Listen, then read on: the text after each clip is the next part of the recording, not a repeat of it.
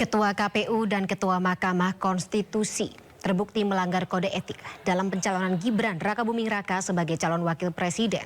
Namun sayangnya pelanggaran etika itu tidak berdampak pada keikutsertaan Gibran dalam Pilpres 2024. Lengkap sudah pelanggaran etika terkait pencalonan Gibran Rakabuming Raka sebagai calon wakil presiden mendampingi Prabowo Subianto.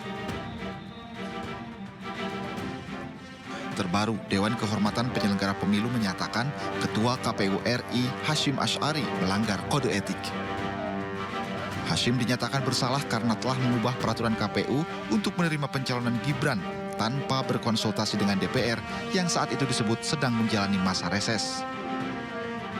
Hasyim Asy'ari dijatuhi sanksi peringatan keras terakhir, sementara 6 komisi KPU, yakni Aljus Melas, Idam Holik, Yulianto Sudrajat, M. Afifuddin, Farsadan Harahap, dan Betty Epsilon dijatuhi sanksi peringatan keras. Namun demikian, putusan DKPP ini tidak memengaruhi pencalonan Gibran sebagai calon wakil presiden. Calon wakil presiden nomor urut 3 Mahfud MD mengatakan KPU sudah berkali-kali melakukan kesalahan. Mahfud mencatat Ketua KPU Hasyim Asy'ari telah 2 kali melakukan kesalahan dan hanya diberikan sanksi peringatan keras.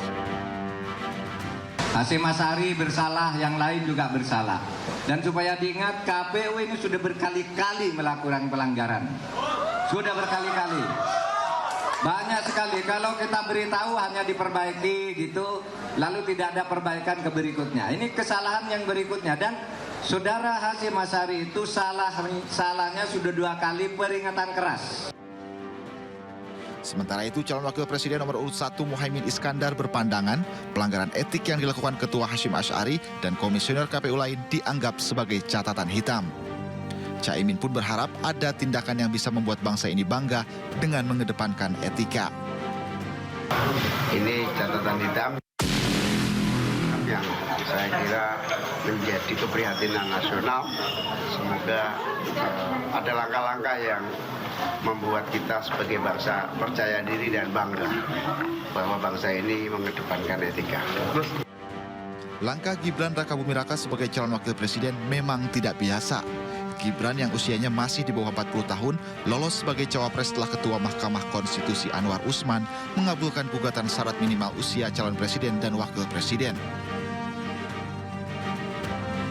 Saat itu, Anwar Usman yang juga paman Gibran memutuskan usia calon pencapresan boleh di bawah usia 40 tahun, namun harus sudah memiliki pengalaman sebagai kepala daerah. Atas putusan ini, Majelis Kehormatan MK menyatakan Anwar Usman melanggar kode etik. Anwar pun dicopot dari Ketua Mahkamah Konstitusi.